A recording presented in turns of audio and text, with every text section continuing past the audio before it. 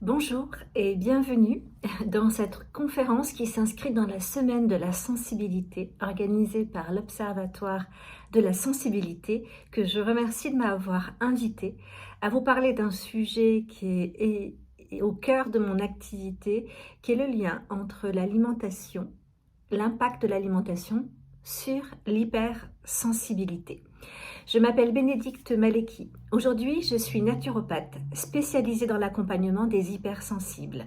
Après avoir passé 20 ans en entreprise dans des fonctions de développement RH, de recrutement, de formation et de gestion des carrières, j'avais en parallèle un blog que j'ai toujours de cuisine qui s'est orienté en cuisine saine en 2014. Et puis j'ai petit à petit décidé de me réorienter et pour cela j'ai suivi des études en naturopathie puisqu'elle se rapprochait le plus de mon activité de création de cuisine saine. Peu de temps avant, j'avais découvert que j'étais hypersensible, même si j'étais hypersensible depuis l'enfance.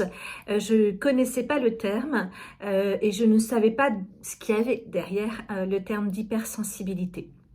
Donc, je l'ai découvert quelques années avant de démarrer mes études en naturopathie. Alors, la naturopathie, pour celles et ceux qui ne savent pas ce que c'est, ça n'est pas une médecine douce, c'est considéré comme une médecine traditionnelle, ancestrale, au même titre que l'Ayurveda ou la médecine traditionnelle chinoise, et c'est une pratique qui est reconnue par l'Organisation mondiale de la santé, qui se base sur un certain nombre de disciplines comme la nutrition, la micronutrition, la phytothérapie, l'aromathérapie, la régulation du stress, l'hydrothérapie. Donc sur un certain nombre de techniques qui vont aider, en fait, qui vont permettre l'organisme à revenir à son équilibre, puisqu'on appelle l'homéostasie, puisque l'organisme est bien fait, il travaille toujours pour nous maintenir en vie et en équilibre, mais notre mode de vie moderne, notre type d'alimentation très industrialisé, le stress font que on peut développer un certain nombre de déséquilibres. La naturopathie ne traite jamais un symptôme, elle va en fait mener un travail d'enquête pour remonter à la source et à l'origine du dérèglement, du déséquilibre et du trouble.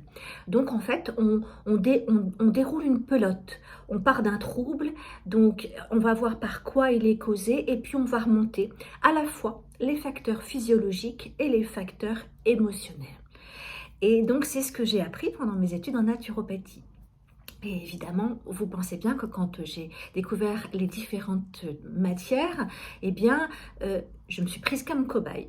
Rapidement, j'ai remonté la pelote et je me suis rendu compte que l'intégralité des troubles ou des dérèglements que je pouvais vivre et subir trouvaient leur origine dans les conséquences du mode de fonctionnement neurosensoriel de mon hypersensibilité. Donc j'ai commencé à appliquer évidemment les solutions que j'ai pu trouver dans le cadre de ma formation et j'en ai décidé d'en faire mon mémoire de fin d'études de naturopathie. Donc aujourd'hui je suis naturopathe certifiée, spécialisée dans l'accompagnement des hypersensibles. Je vous ai fait cette petite introduction sur la naturopathie pour que vous ayez en tête qu'en naturopathie, quand on étudie des troubles, des déséquilibres, en naturopathie, on aime bien dire la maladie, c'est le mal à dit. C'est le corps qui exprime un déséquilibre et une problématique physique et ou émotionnelle. On parle aussi du décodage biologique qui fait le lien entre des pathologies et des émotions. Donc par exemple, je vous fais référence au dictionnaire des maladies de Jacques Martel qui va établir que par exemple les problèmes au niveau du foie, donc tout ce qui va être trouble de l'immunité, les inflammations ORL, la prise de poids avec une difficulté à métaboliser les sucres, les glucides, eh bien c'est une colère non exprimée par exemple. Que les troubles de l'intestin seraient dus également à plutôt une nostalgie ou notamment en termes de candida albicans. On dit en décodage biologique qu'il s'agit d'un deuil qui n'est pas terminé, que tous les troubles des fonctions ORL et respiratoires, c'est quelque chose qui n'a pas pu, une tristesse qui n'a pas pu être exprimée. Néanmoins, il y a d'autres explications qui sont complémentaires et qui vont être intéressantes dans ce que moi j'ai pu décrypter des liens entre notre état physique, émotionnel, notre fonctionnement neurosensoriel d'hypersensible et notre alimentation. Alors, si vous êtes aujourd'hui sur la chaîne YouTube de l'Observatoire de la sensibilité, que vous êtes hypersensible vous-même, que vous êtes documenté sur le sujet, je ne vais pas vous répéter les définitions de l'hypersensibilité. En revanche, vous avez très certainement remarqué qu'il y a un mode de fonctionnement neurosensoriel spécifique que même la science commence à reconnaître, notamment avec les IRM du cerveau, qui permettent de voir une gaine de myéline qui va être plus épaisse et une transmission de l'influx nerveux qui est plus rapide.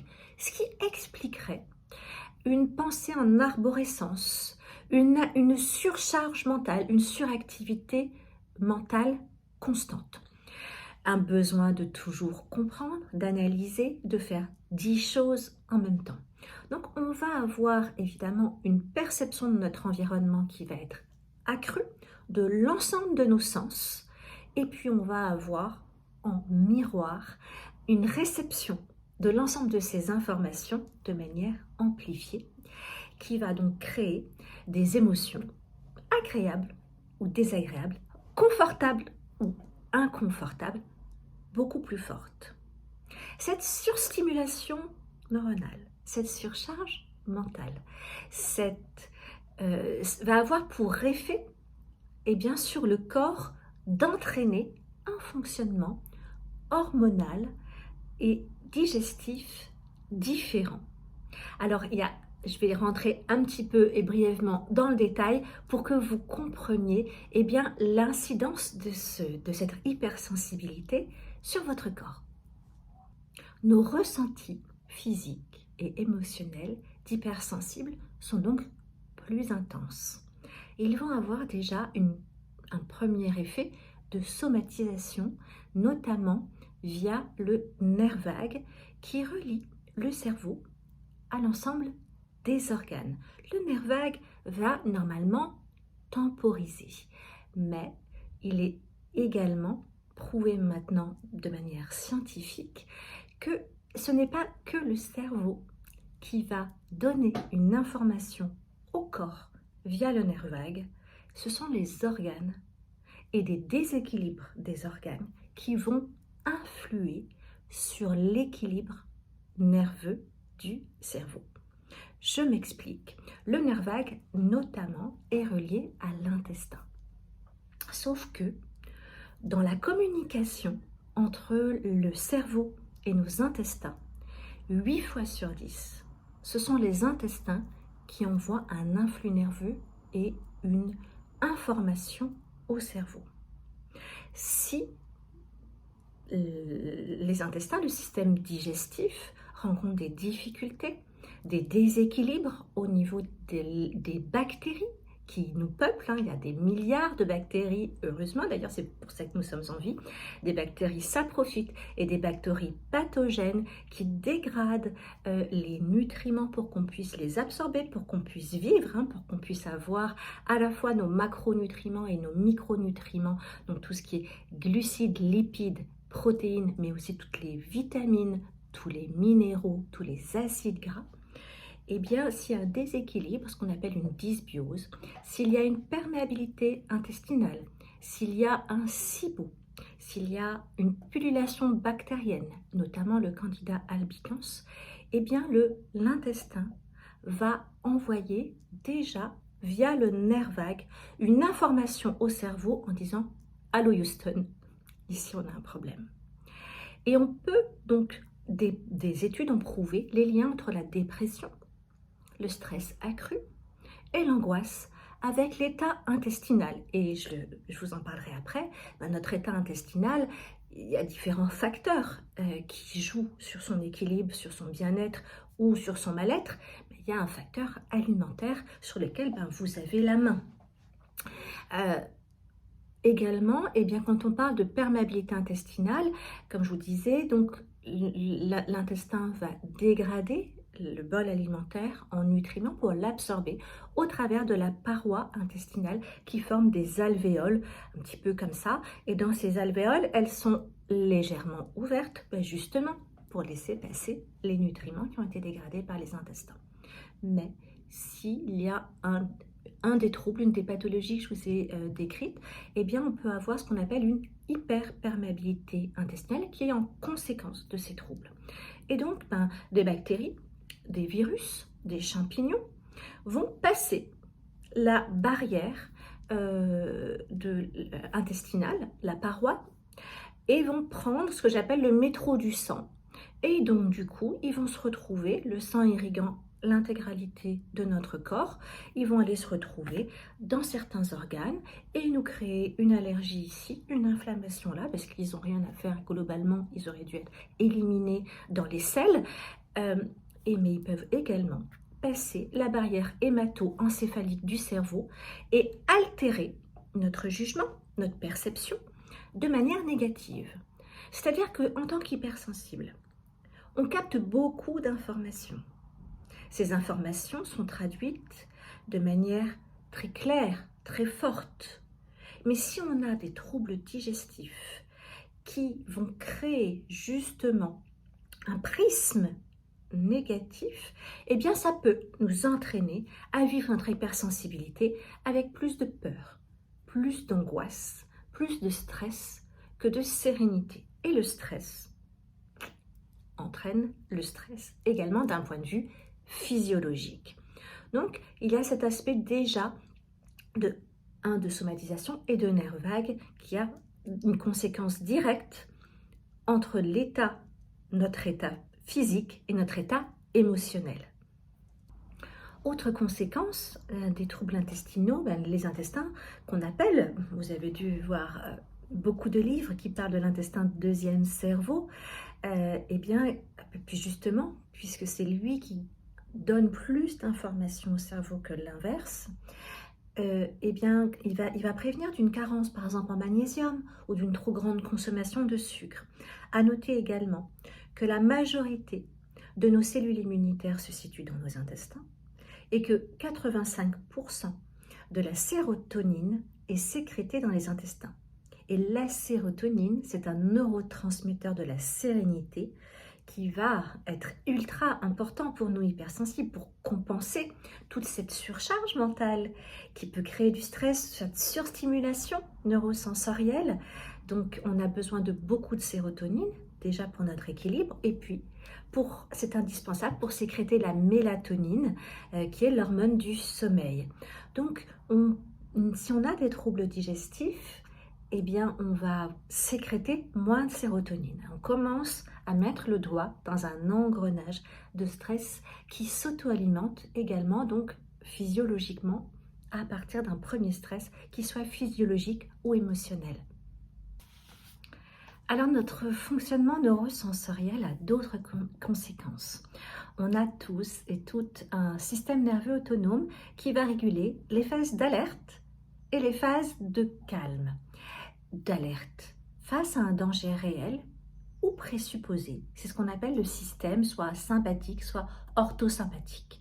Et le calme quand on se sent en sécurité, qui est appelé parasympathique. Et ce sont des fonctions qui se régulent indépendamment. Vous êtes en train de respirer, votre sang circule, eh bien, vous êtes peut-être en train de digérer. Toutes ces fonctions se font non pas de manière autonome. Certes, vous pouvez vous dire, si, moi je peux contrôler ma respiration, 1 ou 2 minutes. Alors, après, on est obligé d'arrêter l'apnée. Donc, toutes ces fonctions se font de manière complètement autonome. La problématique pour les hypersensibles, c'est ce yo-yo qui se passe entre le système parasympathique et orthosympathique. Parce qu'on passe en système orthosympathique face à un danger réel ou présupposé. Notre cerveau ne fait pas la différence entre une situation stressante que vous êtes en train de vivre, un souvenir, une rumination, une colère, quelque chose que vous n'avez pas pu dire et que vous allez ressasser. Votre organisme va revivre d'un point de vue hormonal et fonctionnel, se replacer exactement dans la même situation que ce stress. Et souvent, les hypersensibles ne vont pas oser dire oui, dire non quand ils pensent oui, ou l'inverse. Ils vont faire passer le désir, le besoin de l'autre avant eux-mêmes. Ils vont peut-être pas se retrouver dans un environnement personnel ou professionnel qui va leur accorder la place pour exprimer leurs émotions ou pour avoir le calme dont ils ont besoin. Donc, ça peut générer frustration, stress. Et à ce moment-là, eh bien, notre organisme peut passer en système orthosympathique. À ce moment-là, le sang afflue plutôt au cœur, aux poumons, aux muscles et aux yeux, au détriment des organes reproductifs et digestifs. Donc si vous êtes en train de digérer à ce moment-là, la digestion est interrompue. Et quand elle est interrompue, eh bien, il peut y avoir une prolifération bactérienne. Mais également, lorsqu'on passe très souvent en orthosympathique, on va épuiser notre stock de sérotonine. Mais si en plus on a des intestins qui dysfonctionnent, déjà peut-être qu'on n'en a pas un grand stock, donc on n'en aura pas beaucoup pour compenser. Et puis on va sécréter beaucoup plus de cortisol et d'adrénaline qui sur le long terme, en tout cas pour le cortisol, entraîne un dérèglement du sucre et de l'insuline plutôt, avec des conséquences à la fois sur le foie et sur les glandes surrénales. Et au bout du bout, on a différentes étapes, mais un épuisement des glandes surrénales, c'est de la fatigue chronique, c'est un ralentissement du métabolisme avec de la prise de poids, mais c'est également un épuisement du GABA, du stock de GABA, et un burn-out, mais également avec une résistance à l'insuline, eh bien, les risques de maladies cardiovasculaires qui sont les premiers aujourd'hui dans le monde, la première cause de mortalité pour les hommes comme pour les femmes. Donc, il y a cette surproduction de cortisol et ce manque de sérotonine. Donc déjà, on va avoir un déséquilibre hormonal. Deuxième problématique, ça va être toutes les conséquences sur l'appareil digestif que je vous ai décrites tout à l'heure. Le professeur Gabriel Perlemutter, qui est gastro-entérologue, professeur de médecine et chercheur à l'INSERM, a écrit un certain nombre d'ouvrages sur les sujets digestifs, et notamment un ouvrage qui fait le lien entre les bactéries et des troubles comme Alzheimer, l'autisme et l'hypersensibilité. Dans un ouvrage qui s'appelle « Et si la solution venait de nos bactéries ?» Dans ce livre, il indique que pour lui, 100% des hypersensibles ont des troubles digestifs. En naturopathie, on se base sur Hippocrate qui disait que toutes les maladies naissent dans les intestins. À partir de là, lui, il fait ce constat que, même pour lui, le fait d'avoir des troubles digestifs fait partie, selon lui, des critères pour établir si on est ou non hypersensible. Mais les troubles digestifs ont différentes formes.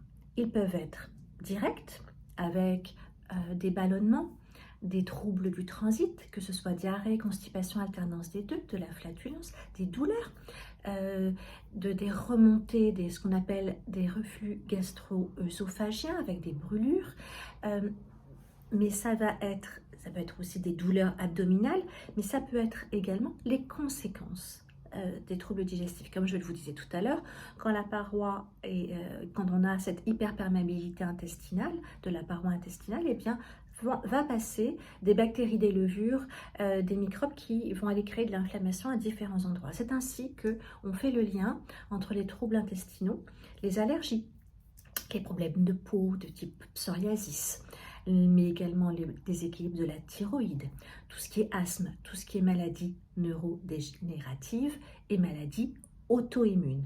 Maintenant, les recherches scientifique et médicale avancent et font vraiment le lien entre l'état intestinal et l'ensemble de ces troubles et de ces pathologies. Donc, selon le professeur Gabriel Perlemutter, 100% des hypersensibles ont des troubles digestifs. Ou en tout cas, le savent ou ne le savent pas, mais que c'est complètement lié. Dans ma pratique de naturopathe spécialisée dans l'accompagnement des hypersensibles, 100% des personnes que j'accompagne dans mon programme et dans mon coaching spécifique, eh bien, souffrent de troubles digestifs et de troubles qui en découlent. Donc, c'est un point vraiment à surveiller et notamment, on va le voir en partie dans l'assiette. Il y a d'autres aspects. L'objet de notre conférence ce soir, c'est vraiment sur l'alimentation. La troisième grande famille de troubles possibles, eh bien, après les déséquilibres hormonaux, après les troubles digestifs, c'est le déséquilibre acido-basique. Alors, qu'est-ce que c'est? L'équilibre acido-basique, c'est ce qui nous permet également de vivre.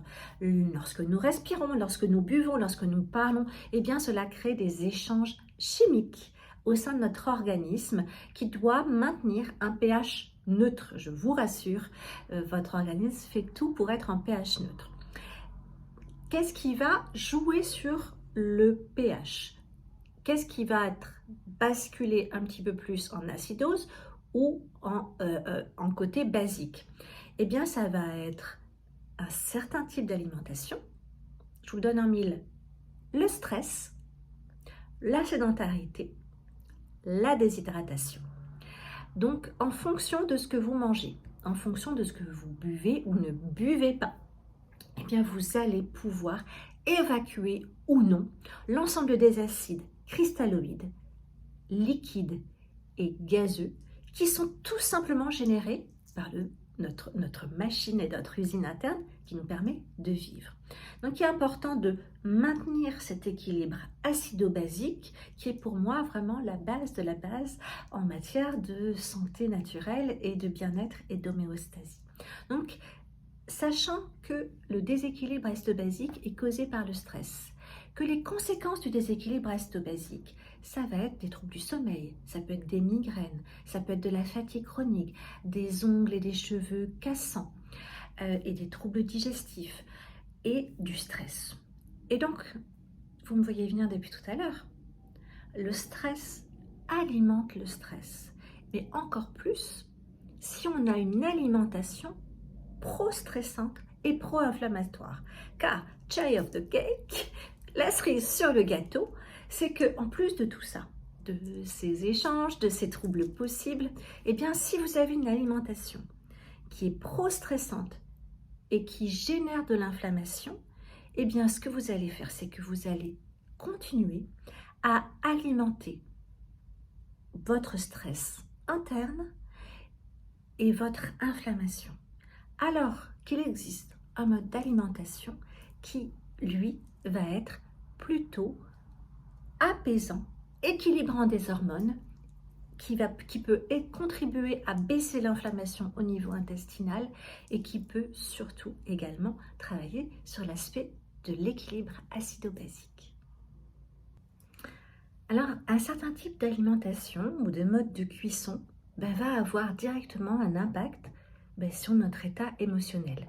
Il y a une étude australienne qui a montré les effets sur les enfants de l'alimentation trop sucrée, des mauvais gras et de ce qu'on appelle l'alimentation ultra transformée, à savoir tous les aliments, les produits déjà cuisinés que vous achetez en magasin, et bien tous les paquets de biscuits, les crèmes dessert, les plats préparés, les chips, les surgelés, tous ces aliments-là, c'est ce qu'on appelle des aliments ultra ou hautement transformés. Eh bien, cette étude australienne qui a suivi des enfants sur plusieurs années a montré le lien sur des comportements plus agressifs et plus stressés sur les enfants qui avaient eu plutôt une alimentation à base de hamburgers frites sans citer de marque, de coca dans une boîte rouge, de pâte à tartiner avec une huile de déforestation, etc. Donc c'est ce type d'alimentation à vraiment entraîner plutôt ce qu'on appelle des troubles du comportement, des troubles de l'attention, plus d'agressivité, plus d'agitation, plus de nervosité sur les enfants, mais sur les adultes également. Ce qui est notamment pro-inflammatoire pour notre microbiote et nos intestins, ça va être la surcuisson, tout ce qui va être grillé brûlé, tout ce qui est cuit au micro-ondes, mais également les graisses saturées, tout ce qui est en beurre cuit, à margarine, cuit à l'huile de tournesol, d'arachide, les produits qui contiennent de l'huile de palme, la charcuterie, euh, beaucoup de viande rouge, quand on mange plus d'une fois par semaine de la viande rouge, les produits laitiers, le gluten, le sucre et le sucre caché, puisqu'il y a du sucre dans le pain de mie. Il y a des glucides également dans les chips, dans les frites, dans la baguette, dans les viennoiseries. Tout ça entraîne des pics de glycémie qui ont un impact à la fois sur le microbiote, mais également sur le stress. Tous ces aliments déjà transformés, vegan ou non vegan, vont avoir donc une incidence à la fois sur le microbiote, mais également sur l'équilibre acide-basique. Ils vont affaiblir l'organisme et également ne pas nous apporter les nutriments dont nous avons besoin. Et en tant qu'hypersensible, on a vraiment besoin de plus de nutriments, de certains nutriments et plus de vitamines parce qu'on va en consommer davantage. L'OMS indique qu'on a besoin, en termes de protéines, de 0,8 g de protéines par kilo de poids de corps par jour. Sauf si on est en pleine croissance, qu'on est enceinte, qu'on est grand sportif ou qu'on est très stressé. Donc considérez en tant qu'hypersensible que vous avez besoin d'1 gramme de protéines par kilo de poids de corps par jour. Sachant que nous pouvons et nous avons besoin pour la régulation hormonale de protéines en priorité le matin et le midi. Et que dans le bon régime français, le matin on a un pic de glycémie, quasiment pas de protéines, on mange du beurre, de la confiture, du café, des céréales raffinées, du lait, du jus d'orange, et puis le soir on va se manger un bon plat de viande parce que c'était pas bon à la cantine le midi. Et là, on est sûr de générer de l'inflammation et puis notamment au niveau intestinal et donc du stress. Donc, on a besoin des protéines le matin et le midi également pour réguler notre production de sérotonine et de cortisol. Comme je disais tout à l'heure, on a donc des conséquences hormonales et donc ça va être également important d'apporter les bons acides aminés. L'acide aminé, en fait, ce sont des petites briques constitutives des protéines. Il y en a 28 en tout, on considère qu'il y en a 8 essentielles pour former une protéine assimilable, qu'elle soit animale ou végétale. Donc ces acides aminés, par exemple, je vous parlais tout à l'heure de la sérotonine, et bien pour sécréter de la sérotonine, on a absolument besoin de tryptophane. Le tryptophane, on va le trouver dans les œufs, dans l'avocat, dans l'avoine, dans les amandes, dans la dinde, dans la banane. Donc ça va être intéressant d'intégrer ces aliments, donc peut-être pas de la dinde au petit déjeuner, mais par exemple, un pain à indice glycémique bas avec une purée d'amandes ou de noisettes et des petites tranches de banane, ou un petit kia pudding avec des graines de lin ou des graines de chanvre, ou si vous aimez ça, le top du top, c'est quand même de manger un œuf au plat ou à la coque. Et puis, à partir de 17h, on ne sécrète plus d'enzymes, quasiment plus de protéase, qui est l'enzyme digestive des protéines. Donc, le soir, on va plutôt passer sur une alimentation sans protéines animales et on va vraiment aller davantage sur des végétaux.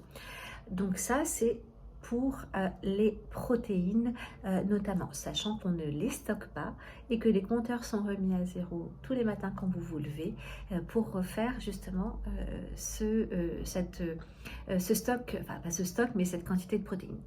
Et la carence en protéines est également donc directement impactée dans les troubles digestifs, puisque c'est l'une des cause majeure de l'hypochloridrie, c'est-à-dire du déséquilibre du niveau d'acide chlorhydrique au sein de notre estomac.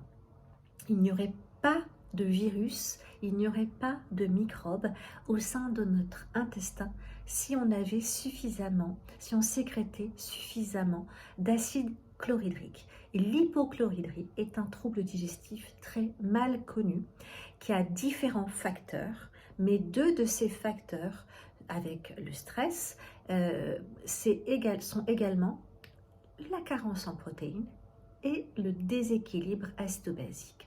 Donc je le disais, l'alimentation ultra transformée est vraiment l'ennemi de nos intestins et va plutôt entraîner une acidose, c'est-à-dire, traduisez, un stress physique. Donc c'est aussi tout ce qui est les jus de fruits, c'est tout ce qui est snacks sucrés, tout ce qui est farine blanche T45, tout ce qui est à base de maïs. Je vois beaucoup sur les réseaux sociaux passer de recettes avec du parmesan, des recettes dites saines avec du parmesan, avec de la purée de cacahuètes. Le parmesan, il faut savoir que c'est l'aliment le plus acidifiant de l'ensemble de tous les aliments qui existent sur Terre. Et la purée de cacahuètes, eh bien, la cacahuète, c'est un oléagineux, un légumineux, pardon, et pas un oléagineux quand on le pense. Les oléagineux, c'est ce qui est noix, amandes, noisettes, noix de pécan, pistache, noix de cajou, noix de macadamia, noix du Brésil, alors que la cacahuète, c'est une légumineuse au même titre que les lentilles, les pois chiches, les haricots rouges, les haricots blancs. Et les légumineuses, comme la viande, sont extrêmement acidifiantes. Donc vous allez me dire, mais c'est assez tricky, c'est assez piégeux, puisque on vient d'entendre qu'on a besoin absolument de protéines pour nous en tant qu'hypersensibles, pour notre régulation de notre stress, mais que les protéines sont très acidifiantes. Oui, donc en fait c'est un équilibre à trouver avec des protéines et qui ne soient pas acidifiantes. Donc c'est tout l'objet justement de mon travail avec les hypersensibles que j'accompagne. Donc le déséquilibre acido-basique, donc il va vraiment être causé notamment d'un point de vue d'alimentation par ce type d'alimentation, par de la surcuisson, mais également par la déshydratation, par le fait de ne pas respirer suffisamment, donc tout ce qui va être yoga, respiration en extérieur, tout ce qui est aller s'aérer dehors dans la nature, pas dans la pollution, et puis boire évidemment de l'eau pure. Donc quand je dis de l'eau pure, c'est de l'eau filtrée ou de l'eau de source, minimum 1,5 litre par jour entre les repas répartis tout au long de la journée pour bien éliminer les acides. Toutes les personnes que j'accompagne sont déshydratées, boivent 2-3 verres d'eau dans la journée, sachant que c'est uniquement l'eau pure qui va permettre d'éliminer les acides, puisque tout ce qui va être tisane, café, thé, alors le café et le thé sont des boissons, surtout le thé noir et le café sont des boissons extrêmement acidifiantes et le café est très déshydratant notamment, donc il faut à chaque fois compenser par un verre d'eau, et puis la tisane elle va apporter des plantes, donc elle ne va pas avoir la même action sur l'élimination des acides. Donc il va falloir faire très attention à la fois à son taux de protéines, mais des protéines non acidifiantes, et à son équilibre acide-basique dans son assiette et dans son mode de vie de manière générale. Il y a également la question des acides gras. Notre cerveau est composé à 90% de gras qu'il ne sait pas fabriquer, donc on a aussi besoin d'un apport qualitatif en acides gras. On les classe en 3 catégories, les oméga 6, 3 et 9. Et en fait, il y a besoin d'un équilibre et d'une proportion que notre alimentation occidentale dite moderne ne respecte plus. On a dans notre alimentation beaucoup trop d'aliments qui comportent des oméga 6 et des oméga 9 et pas assez d'oméga 3. La conséquence directe, eh bien, ça va être la dépression et des humeurs plutôt basses et maussades. Donc, on va trouver trop d'oméga 6 et 9 dans tout ce qui est biscuits, sucrés salés, chips, je vous parlais d'huile de palme, arachide, de tournesol, le fromage, le beurre cuit. Donc on en a besoin, mais sauf qu'on en mange trop. On va faire tous les assaisonnements à l'huile d'olive et on va plus du tout utiliser pas assez d'oméga 3 qu'on va trouver dans des petits poissons, qu'on va trouver dans des graines de lin, qu'on va trouver dans de l'huile de colza, de chanvre, de cameline. Donc c'est vraiment, on a besoin de davantage d'oméga 3, d'augmenter la quantité d'aliments riches en oméga 3 et de baisser la quantité d'aliments riches en oméga 6 et en oméga 9 parce qu'ils sont beaucoup trop présents dans notre alimentation dite moderne. Pour l'équilibre asto-basique, on va avoir besoin de davantage de légumes, cuits et crus, à tous les repas. Et si on a tendance à trop ballonner quand on mange des crudités, ou qu'on tourne en rond parce que c'est pas une saison où il y a beaucoup d'aliments crus qui vous font envie, eh bien on peut compenser avec des jus de légumes à l'extracteur de jus, en rajoutant beaucoup d'aromates frais, que ce soit du persil plat, du basilic, du thym qu'on peut faire pousser toute l'année chez nous. Également, les produits laitiers sont surtout les produits de vache, donc tout ce qui va être yaourt, crème, skyr, lait de vache sont extrêmement acidifiants. Ils ont également une incidence sur la glycémie avec un effet rebond. Donc, je conseille de les remplacer par des produits végétaux. Qui vont, eux, bien sûr en regardant la composition, le taux de sucre, les adjuvants, les additifs, mais davantage de se tourner vers des produits végétaux sans sucre ajouté pour notre équilibre acido-basique. À la fois pour soutenir notre système digestif, notre équilibre acido-basique, il va être également important de réaliser des cures de détox des émonctoires, du foie, des intestins et de l'estomac, encadrées par un praticien de santé naturelle comme ou une naturopathe de manière régulière pour justement vous permettre de réguler cette inflammation et ce stress. Alors je module l'ensemble des troubles que j'ai décrits, ils peuvent varier. Ils ne sont pas égaux pour tous les hypersensibles. Ça va dépendre également de votre patrimoine génétique, de votre mode de vie, des événements traumatiques que vous avez pu vivre et puis évidemment de votre alimentation. L'alimentation est un des aspects, ça n'est pas le seul, mais vous avez maintenant un peu plus de clés pour comprendre que ce que vous mangez, ou ce que vous ne mangez pas, ce que vous buvez ou ce que vous ne buvez pas, vont impacter par le déséquilibre hormonal, le déséquilibre acido-basique et l'inflammation intestinale, directement la façon de vivre votre hypersensibilité avec des montagnes russes émotionnelles, avec plutôt des ruminations, plutôt du stress, plutôt des angoisses, plutôt des pulsions alimentaires et puis des troubles physiques et de la déprime, voire du burn-out. Donc j'espère que vous aurez quelques clés à tester et à mettre en pratique dans les éléments de la conférence que je viens de vous donner. Si vous avez des questions, évidemment, je suis à votre entière disposition. J'accompagne des dizaines d'hypersensibles avec des résultats sur l'ensemble de leurs troubles. Dans mon approche, on travaille également sur la nutrition, bien sûr, mais sur la micronutrition. On va également sur la régulation émotionnelle, sur un mode de vie, une hygiène de vie qui va correspondre davantage à nos besoins spécifiques et propres d'hypersensibles. Donc, j'espère que vous aurez des éléments qui vous donneront, des clés qui vous donneront envie de passer à l'action pour un mode de vie d'hypersensible plus harmonieux, plus authentique et qui vous ressemble davantage et puis que vous allez un peu mieux, du coup, équilibrer vos assiettes.